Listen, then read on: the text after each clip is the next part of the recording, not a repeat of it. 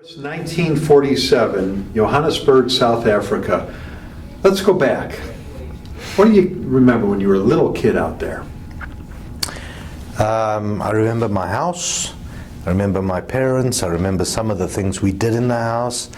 I especially remember, and I must have been just a few years old, when Sputnik was launched by the Russians, and my father had a great love of Russia, and he would stand out for hours and hours and hours and try and see Sputnik passing over South Africa. Wow. So was your dad originally from Russia? He was from Lithuania. Okay. And when did they come down to South? Your mom too, I'm assuming? My mom was from Lithuania. They were, interestingly enough, from very towns that were very close in Lithuania, but they never knew one another until they met in South Africa. Now, did they come down on their own accord, or were their parents moved down with them? My father emigrated on his own. He came when he was 18 years old. Okay. He was already a qualified electrician in, I guess, Lithuania, and came to South Africa, requalified as an electrician. But the interesting story with him was when his steamer got into Cape Town, he was meant to meet the relative who had told him to come. The relative was not at the docks when he arrived. Oh, wow. He found himself all alone, and for the rest of his life, never ever spoke to that relative again. He just never could get over the fact that he couldn't speak the language. He was coached and encouraged to come to South Africa, and they never met him, and he couldn't make contact with them. So he was here alone? He was here alone. He was 18 years old. Couldn't read or write, speak the language? Certainly couldn't speak the language at all. And no. so how did he get by day to day from the beginning? I only know that he made his way up to Johannesburg, presumably by train, and stayed in a boarding house in a what is now a seedy part of Johannesburg, but what was then a very big Jewish community of Johannesburg, and the boarding house owner was my grandmother, and that's where he met my mother. Wow, that's interesting. Now, did his parents eventually come down to South Africa, or did they stay back in Lithuania? His entire family was lost in the Holocaust. My father still had a great affinity to other immigrants from Lithuania, and one of his friends in Johannesburg came to visit us one Sunday, and we had this big farewell tea for him. He was going to go to Sao Paulo, Brazil, on business, and we had this great farewell, and he left. And a good few months later, this friend came back and came to tell us all about came to tell my father all about his experience in Sao Paulo. And he said that while he was there, he met a gentleman in Sao Paulo who believed his his brother had left and gone to South Africa, and he was asked to help him find him. And my father asked him, "Who are you looking for?" And he said, "I'm looking for Eric Pagramontas." And my father said, "That's me." So he had found my father's brother who had given him up as lost in the Holocaust. He had found him in Sao Paulo as a displaced citizen.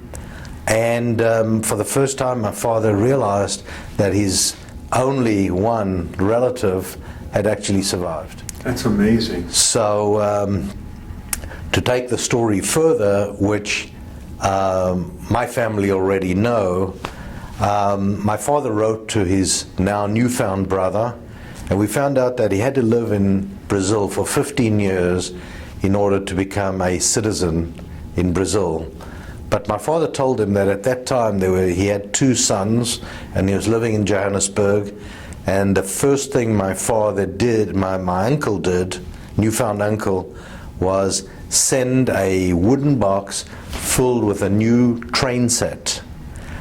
I still own the box and the train set. Oh, wow. And I have built it up into a huge, huge, huge set, which I'm trying to find a hospital to donate it to run it. Now, your dad's family that were lost in the Holocaust, where were they living when the war broke out?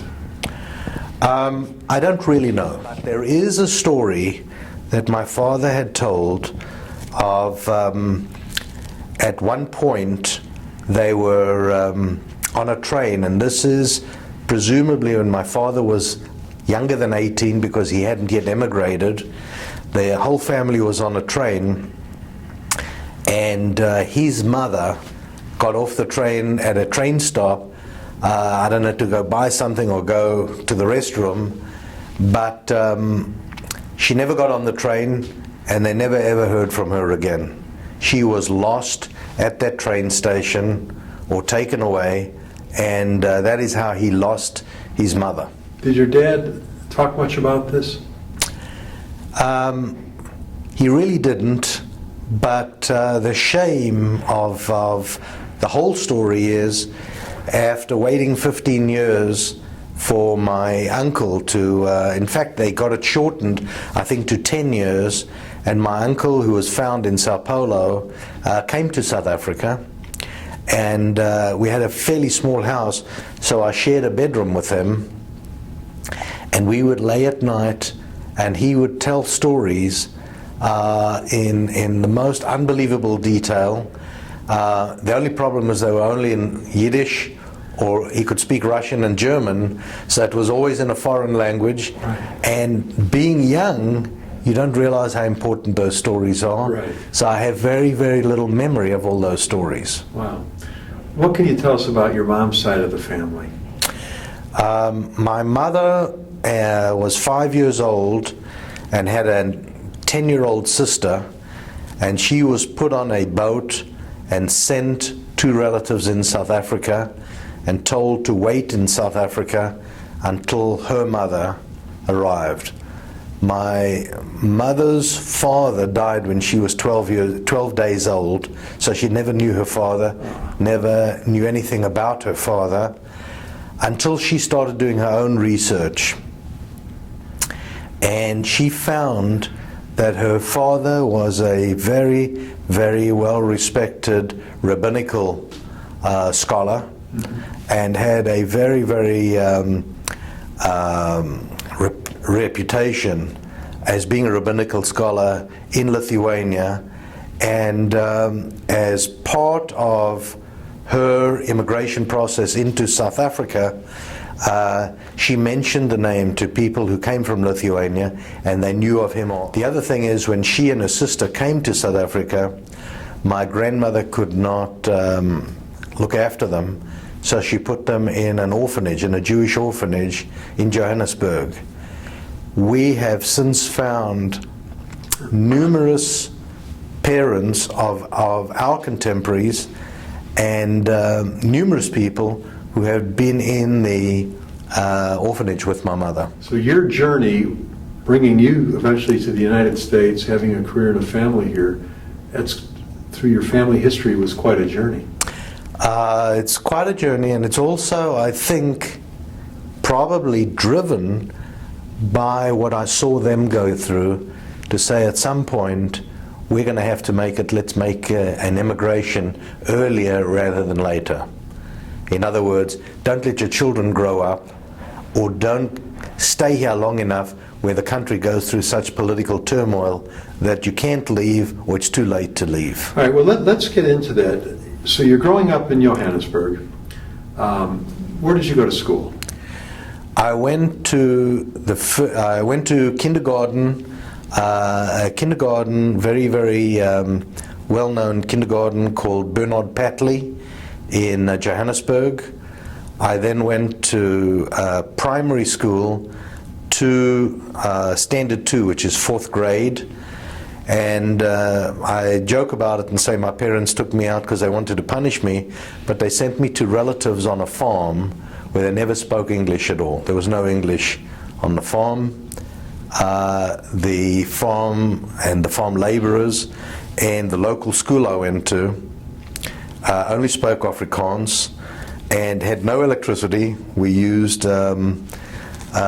pumping paraffin lamps to have electricity, and I stayed there for about 6 years. I'd commute back home. I was about maybe 80 miles away from my home, but I would commute back some weekends to see the family, and their idea was that in order to be successful in South Africa for the future, you had to be fully fluent in Afrikaans. Johannesburg and the Jewish community in Johannesburg really didn't care much for Afrikaans, and they wanted me to learn the language well enough that I could be 100% proficient in it, because that was the way South Africa was going since the Afrikaans government came into power in 1948, and they could see the writing was on the wall. So after the 6 years now, did that take you through high school? That took me through what would be standard 8, 2 years before final, completing high school. Okay, okay. And then you went back home to complete high school? Went back home to complete high school. Okay, and then you went on to college? I went to the military for 9 months. Okay. Spent my 9 months in the military in an engineering corps. Loved engineering, always wanted to be an engineer, and signed up for engineering and spent 9 months in one small town in South Africa doing my military training. Okay, and then you come back home and then went to school. I came back home the day after military training completed. A friend of mine, a fellow by the name of Erwin Belcher, who, interestingly enough, I was born a next door neighbor to him in Johannesburg, where I was born and grew up. He was our next door neighbor. We were the same age. We took a trip to Europe and covered about 18 countries over a 9-month period, and ended up in Israel, penniless, without an air ticket to come back. Since we sold our air ticket at that time, you could do that. We sold our return air ticket to buy a used car so we could travel around Europe, and then called on our parents to send money so we could come home.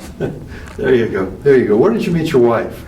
I met her in college, college in Johannesburg. Okay, and then when did you guys get married? We got married in 1971 in Johannesburg. Okay, and then what did you get into? When I went overseas, I had to register for my return to go back into college. So I called up my mother from overseas and I said to her, please register me for college. She said, I've never been to your campus. It's a huge campus. Tell me where to go and what to do. So I told her I wasn't sure whether I wanted to be an accountant or an engineer. Register me for both, and when I get back, I'll make a decision. So I called her a few weeks later and said, did you go? She said, yes, I went. I registered you for being an accountant, but I couldn't find the engineering building, so I guess you're going to be an accountant. And that is why I'm an accountant today, but I still love engineering. Wow, amazing, amazing. Well, now you settle down. You have both your kids born in South Africa? Both kids born in South Africa. Okay. Yes. What was the decision to come to the United States? I mean, you have a family, you have a career going. Why leave? Probably the most pervasive reason is living in South Africa, every day is an uncertain day.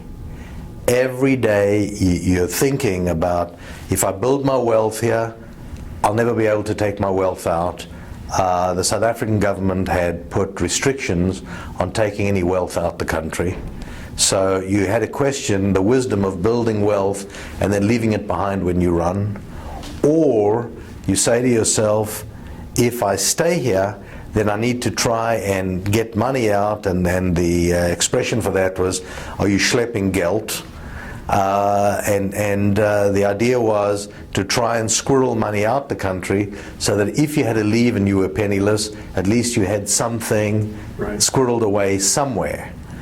And also, until the time we left South Africa, I never ever went to work without a pistol strapped to my ankle. Wow. So you were always in a tenuous situation from a security point of view. You were always worried about whether tomorrow the revolution was going to start, and you were always worried that if you had to run, how would it be starting in another country and being penniless in another country? So what made your choice America? Unbeknown to people who live in this country, America is the dream of everybody. Everybody wants to come here. And I think that is because of the movies. I think you see the movies and you think, this is so glorious, this is where I have to go. The only difficulty is the difficulty of getting into this country. But if this country did open its gates, everybody would flow here.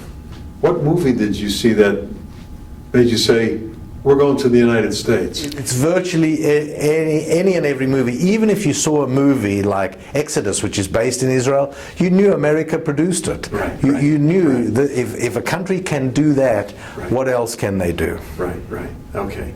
So you guys make the decision to come here. How hard was it to get here? Incredibly difficult.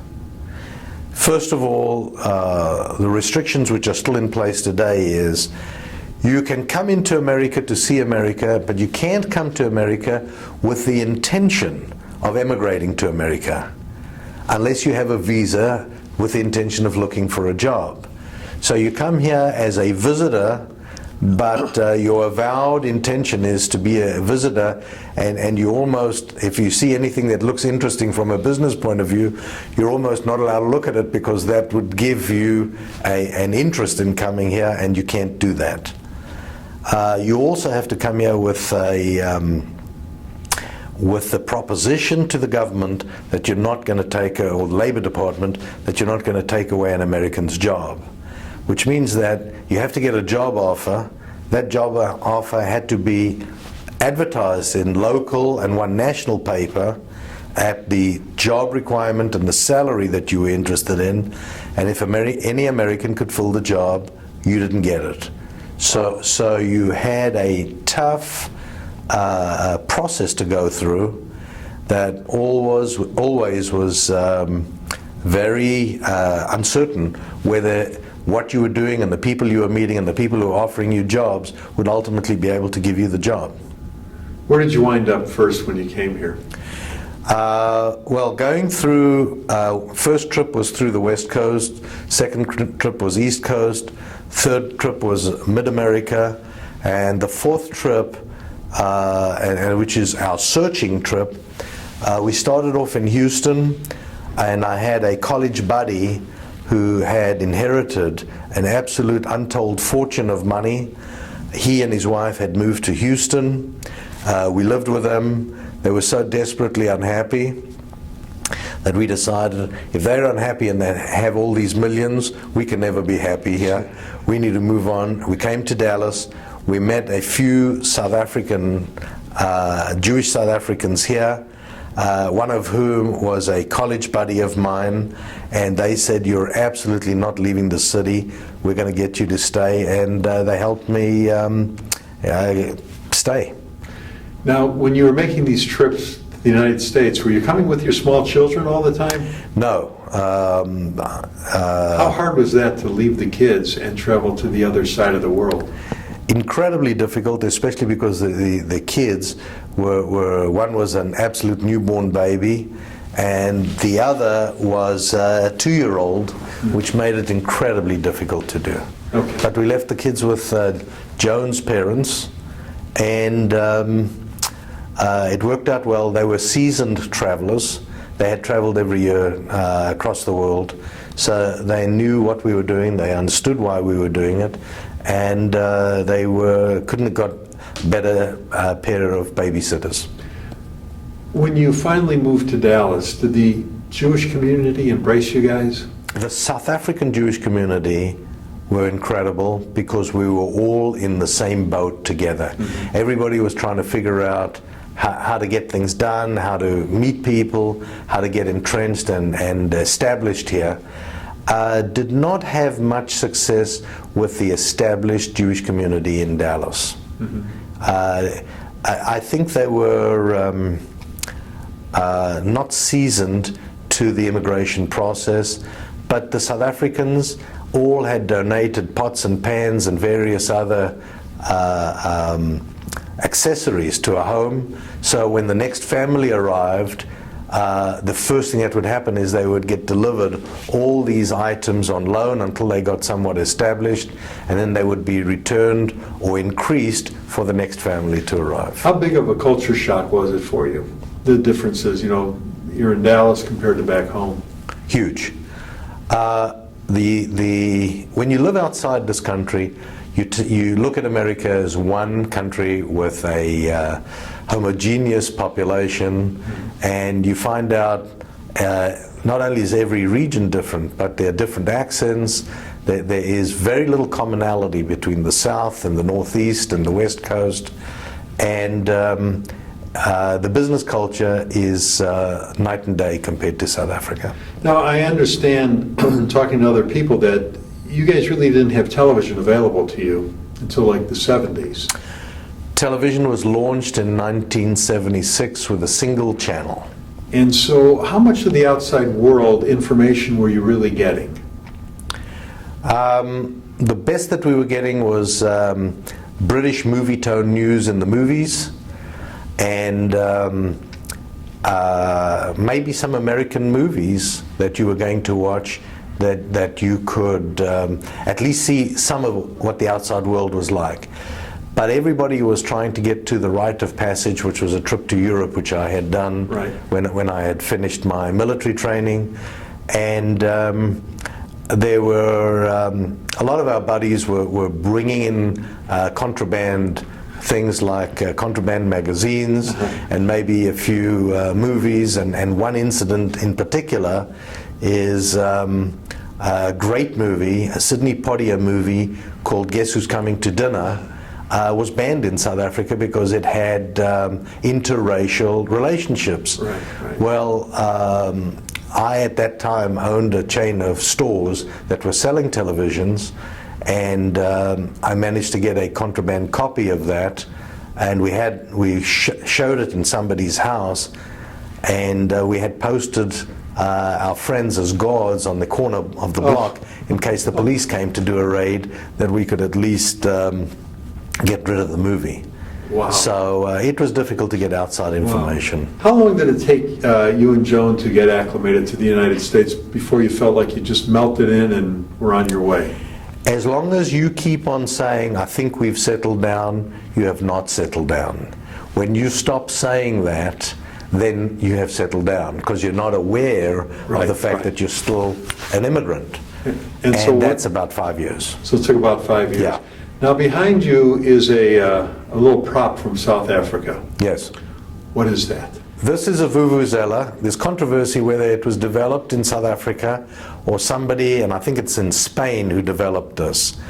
The fact of the matter is, South Africa popularized it beyond anyone's imagination, because at the World Cup in 2010, at the World Cup, everybody had a vuvuzela and everybody blew these things. And since these games were being shown worldwide, the world became acquainted with the vuvuzela, and the first thing the rest of the world did was they banned them. Yes. Oh, go ahead. Don't get a shock. It is a constant buzz, like bees buzzing in a hive, the entire way through the game. Oh boy. In your lifetime, you've lived through so many momentous occasions. Coming to the United States obviously was one. We had a 9/11, a terrible tragedy. You know, closer to home for you is the 7-Day War in Israel, 6-Day War in Israel. What really affected your life? What did you really take notice of? While we were living in South Africa, a lot of my friends didn't experience this because they were insulated in Johannesburg in a very, very tight-knit Jewish community. I had not spent my real formative years from 4th grade to 10th grade in that tight-knit community. I experienced a lot of anti-Semitism. And what changed dramatically was Israel's success in the war. Because while I was in the military, there were constant feelings and expressions of anti-Semitism amongst the few Jews who were in the military. The interesting fact of that was, on Friday nights, the military allowed the Jews to go and to go to synagogue, to go to prayers on Friday night. And also, interestingly enough, you could go and spend the evening at a Jewish family having a Shabbat dinner. Mm-hmm. Well, when we only had 16 Jews in our unit, for Friday nights there were always about 38 or 55 Jews so-called Jews volunteering to be Jewish, to get out of the camp and to go to prayers and to dinner. But one thing that stands out, and I'll never forget, is we were on the parade ground, and there must have been a few thousand of us standing in the sun, and the commanding officer called for all Jews to step forward. Well, a whole rustling of nervousness, and one or two stepped forward, and he says, every Jew who's standing here on this parade ground, step forward. So ultimately, all 16 of us stepped forward, and he said, I want you to come to the front. And we thought, this is a really, really big problem. Nothing we'd experienced before. And we came to the front, standing right with him, and he said, turn around and face the whole parade ground, which we did. And he said to everybody, I want you to watch these 16 Jews very, very carefully. They know how to fight. If you look what Israel had just done, and we had just won the war, right. It was the 67 war. He said, you need to show some respect for these guys. Oh. And that was a big, big turnaround for me. Yeah, no, that's great. Yeah, you almost became insulated. You became revered amongst the troops. Happiest time in your life? Meeting my wife and becoming one of her family. 2 kids, 3 grandkids. Mm-hmm. What advice do you want to leave for the next generation? I'd say to my kids and my grandchildren, enjoy your relationships while you can. You don't realize how quickly you grow up and how quickly your family moves on. Did a great job. Appreciate you doing this today. Thank you. Thanks very much.